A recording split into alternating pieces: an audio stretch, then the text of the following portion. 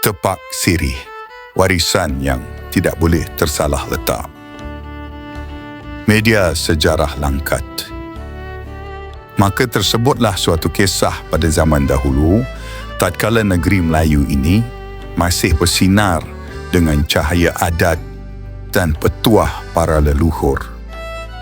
Di serambi istana yang berlantai kayu yang kokoh, berbau harum minyak gaharu, duduklah para pembesar negeri bersidang. Di hadapan mereka tersusun indah sebuah tepak sirih bertatahkan perak, isinya lengkap.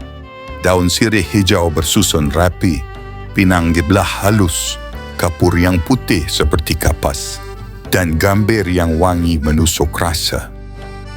Adapun tepak sirih itu bukan sembarang bekas perhiasan.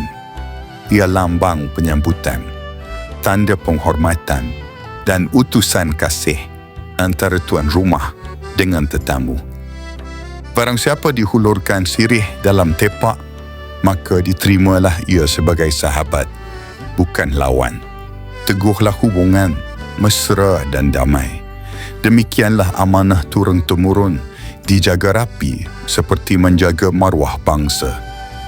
Maka berjalanlah masa, tahun bertukar musim, laut pasang dan surut, namun adat itu tetap segar. Setiap majlis, sama ada menyambut menantu, memulai rundingan atau menjalin persaudaraan, tepak sirih hadir menjadi saksi.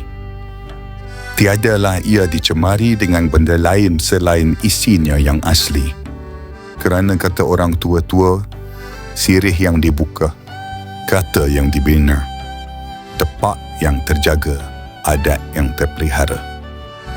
Tetapi, wahai anak cucu Melayu, dengarlah perkataan ini. Pada zaman yang hampir kepada kita, tatkala besi dan batu bercakap dalam bahasanya, tatkala manusia berkejar-kejar, mengejar rupa dan lupa makna, maka terlihatlah suatu perubahan yang ganjil. Di dalam tepak sirih yang dahulu suci, kini kerap kali kita temui dimasukkan wang kertas. Kata mereka tanda hadiah atau imbuhan kepada penari adat. Ada pula yang berkata itu tanda murah hati, namun sebenarnya ia telah jauh dari maksud asal. Maka tersentaklah hati orang tua yang masih ingat amanah para leluhur pendiri negeri. Adat bukanlah barang dagangan. Tepak sirih bukanlah peti upah. Ia lambang penghormatan, bukan tempat mengukur harga hiburan. Barang siapa meletakkan wang di dalamnya, seolah-olah menukar maruah dengan nilai yang boleh ditawar.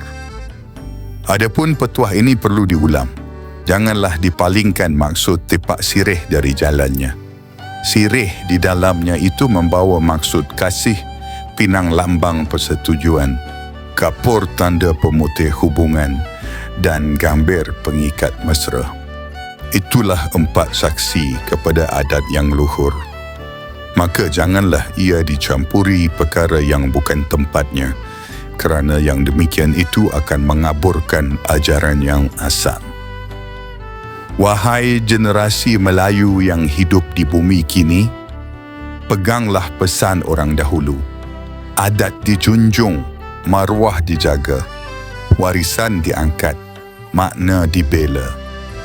Belajarlah akan maksud di sebalik setiap adat agar tidak tergelincir dalam amalan yang salah. Jangan kerana ingin tampak murah hati, kita menukar suci menjadi dagang. Jangan kerana mengikut arus zaman, kita mengorbankan akar yang memegang kita berdiri. Jika tepak sirih itu diangkat, angkatlah ia dengan hormat. Jika dihulur, hulurlah dengan maksud menyambung silaturahim. Dan jika diajar kepada anak-anak, ajarkanlah makna yang sebenar, agar apabila kita tiada nanti, mereka tetap berdiri sebagai bangsa yang tahu di mana harus diletakkan setiap hak pada tempatnya. Maka berakhirlah penyampaian ini, bukan untuk menjadi cerita yang tidur di buku. tetapi menjadi ingatan yang hidup di hati. Kerana Tepak Sirih bukan sekadar dulang, ia adalah cermin jiwa Melayu yang jika dijaga tetap bersinar sampai ke hujung zaman. Sampai bertemu di narasi berikutnya. Kami ucapkan terima kasih.